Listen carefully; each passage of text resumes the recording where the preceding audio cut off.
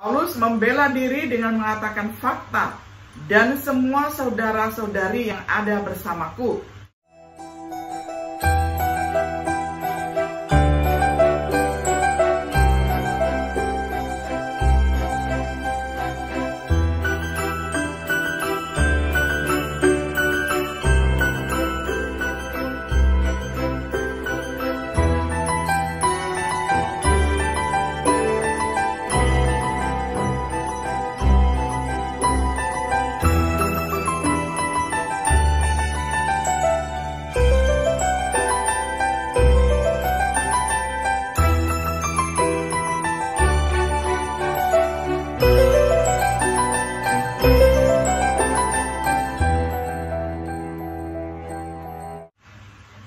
Shalom, sahabat Biblika yang dikasih oleh Tuhan.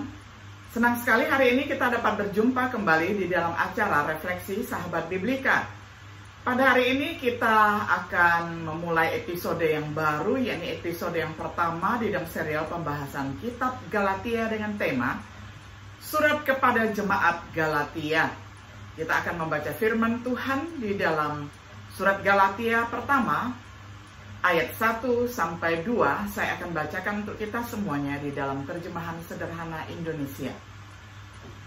Kepada setiap jemaat di Provinsi Galatia, salam sejahtera dari saya, Paulus, dan dari saudara-saudari seiman yang bersama saya di sini.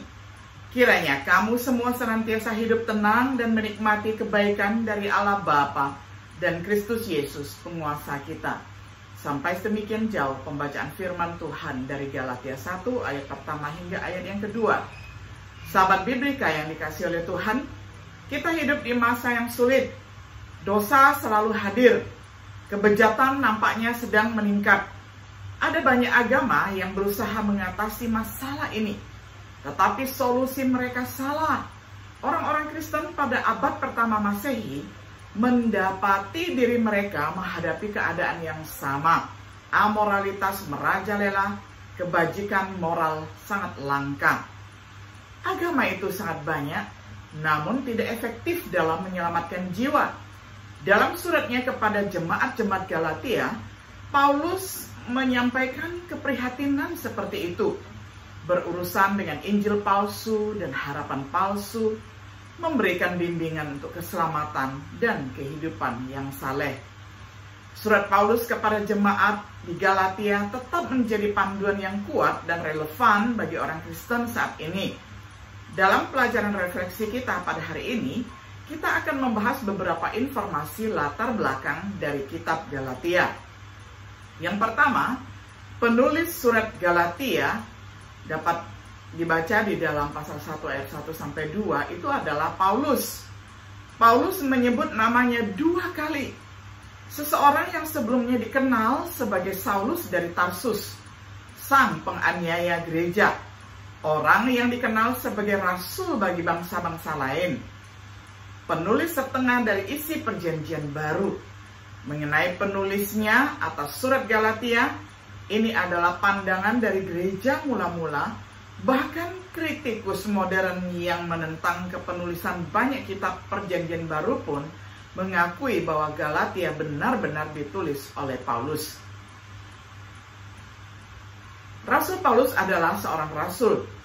Dia segera mengidentifikasi dirinya sebagai rasul, bukan dari manusia atau melalui manusia, tetapi melalui Yesus Kristus dan Allah Bapa yang membangkitkan dia dari antara orang mati. Injil dan kerasulannya dipertanyakan oleh beberapa orang. Surat ini menawarkan pembelaan yang agresif dimulai dengan pernyataan pembuka. Saudara yang bersama dengan dia. Paulus membela diri dengan mengatakan fakta, dan semua saudara-saudari yang ada bersamaku.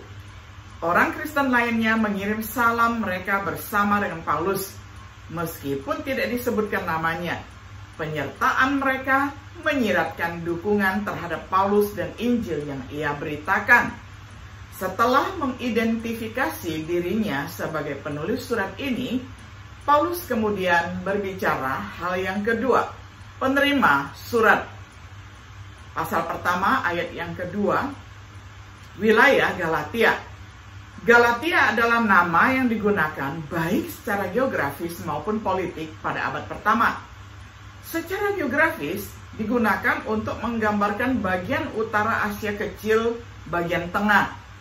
Secara politis itu termasuk bagian dari Pontus, Phrygia, dan Lycaonia, yaitu lebih banyak wilayah selatan Asia Kecil tengah. Paulus sepertinya memiliki referensi ke yang terakhir, yakni provinsi Romawi Galatia. Gereja Galatia selama perjalanan misi pertama mereka pada tahun 45-47 Masehi, Paulus dan Barnabas memiliki kesempatan untuk mendirikan beberapa gereja di provinsi Galatia Romawi. Pada perjalanan kedua Paulus, yakni pada tahun 51-54 Masehi, dia dan Silas mengunjungi mereka lagi.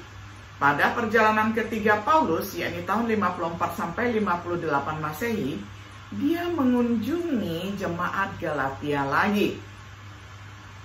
Sangat mungkin bahwa gereja-gereja di Galatia termasuk yang didirikan pada perjalanan misi pertamanya. Misalnya Antioquia, Listra, Derbe, dan termasuk seisi keluarga Timotius. Kemudian Paulus dan Petrus nantinya akan menyebutkan saudara-saudara ini dalam surat-surat lainnya. Paulus mengacu pada kolekte untuk orang-orang kudus yang tercatat di 1 Korintus 16 ayat pertama. Petrus dalam menulis surat pertamanya kepada umat pilihan Allah yang menjadi pendatang di Pontus, Galatia, Kapadokia, Asia, dan Bitinia, provinsi-provinsi kerajaan Romawi, yaitu kalian yang karena percaya kepada Yesus sudah dianiaya sehingga terpaksa meninggalkan daerah Yahudi. Dalam salam sejahtera dari saya, Petrus, Rasul Kristus Yesus. Dari surat 1 Petrus pasal pertama, ayat pertama. Waktu dan tempat penulisan tidak pasti, kemungkinan ditulis di Efesus sekitar tahun 55 Masehi. Yang lebih pasti karena apa yang tertulis adalah yang ketiga, tujuan dan isi surat. Yang pertama, tujuan. Jemaat-jemaat di Galatia sedang dipengaruhi oleh mereka yang akan memutarbalikkan Injil Kristus. Dikenal sebagai guru-guru Yudaisme. Orang-orang ini mengajarkan bahwa orang-orang non-Yahudi perlu disunat dan menaati hukum Musa. Paulus menyadari bahwa doktrin ini akan membahayakan keselamatan jiwa-jiwa yang menerimanya. Karena musuh-musuh Injil yang benar berusaha untuk mendukung kasus mereka dengan melemahkan otoritas Paulus sebagai Rasul Kristus. Maka perlu untuk membuktikan bahwa ia benar-benar seorang rasul. Bukan dari manusia atau melalui manusia, tetapi melalui Yesus Kristus dan Allah. Oleh karena itu, Paulus menulis untuk memverifikasi kerasulannya dan Injil pembenaran oleh iman di dalam Kristus. Isi surat, karena pembelaannya yang luar biasa terhadap Injil Kristus, di mana kita memiliki kebebasan dari dosa dan hukum, surat ini disebut the Magna Carta of Christian Liberty. Berikut adalah garis besar surat tersebut. Pembelaan Paulus atas kerasulannya terdiri dari dua ayat, Galatia 1 dan 2. Pendahuluan Galatia 1 ayat 1-10. Asal ilahi dari Injilnya, yakni Galatia 1 ayat 11-17. Hubungan dengan rasul-rasul lain, Galatia 1 ayat 18 sampai pasal 2 ayat 21. Lalu pembelaan Paulus terhadap Injil pembenaran oleh iman ditulis di dalam Galatia 3 sampai Galatia 4. Argumen pribadi terdapat di dalam Galatia 3 ayat 1-5. Argumen Alkitab terdapat di dalam Galatia 3 ayat 6-25.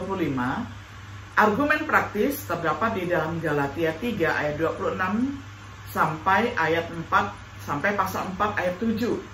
Lalu argumen sentimental yakni di dalam Galatia 4 ayat 8 sampai 20. Lalu argumen alegoris Galatia 4 ayat 21 sampai 31. Panggilan untuk berdiri teguh di dalam kebebasan Injil terdapat di dalam Galatia pasal 5 dan 6. Kebebasan yang mengenyampingkan keharusan sunat Galatia 5 ayat 1 sampai 6. Kebebasan yang memenuhi hukum Galatia 5 ayat 7 sampai 15.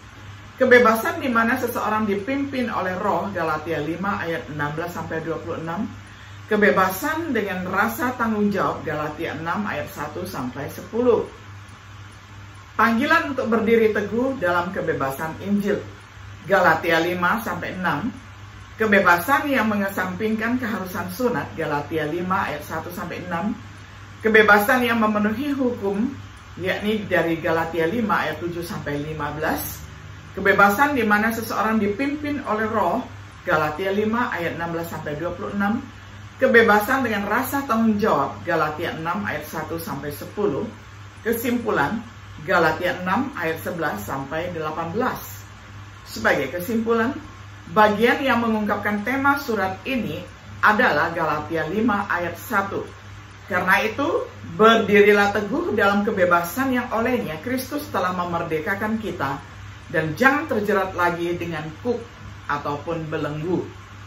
Kebebasan yang Paulus tuliskan dalam surat ini berkaitan dengan kebebasan dari belenggu dosa, yakni Galatia 2 ayat 16, kebebasan dari hukum Musa, Galatia 4 ayat 4 sampai 5, kebebasan untuk saling melayani dalam kasih, Galatia 5 ayat 13, kebebasan dari perbuatan daging, Galatia 5 ayat 16, kemudian ayat 19 sampai 21, kebebasan untuk menghasilkan buah, Galatia 5 ayat 22 sampai 25. Apakah Anda ingin belajar lebih banyak tentang kebebasan yang diberikan Kristus? Yesus membicarakannya selama pelayanannya di bumi. Yohanes 8 ayat 34 sampai 36. Kemudian dia memilih Paulus untuk menuliskannya dalam surat ini.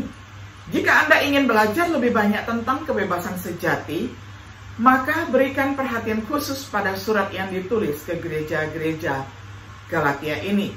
Sahabat Biblika yang dikasihi oleh Tuhan, kiranya pendahuluan, yakni episode pertama dari surat Galatia ini, boleh memacu kita untuk dengan semangat belajar dari surat yang sangat kaya akan nilai rohaninya, yakni surat apologetika, surat pembelaan iman, berkaitan dengan banyak hal.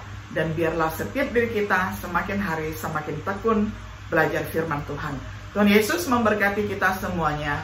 Shalom.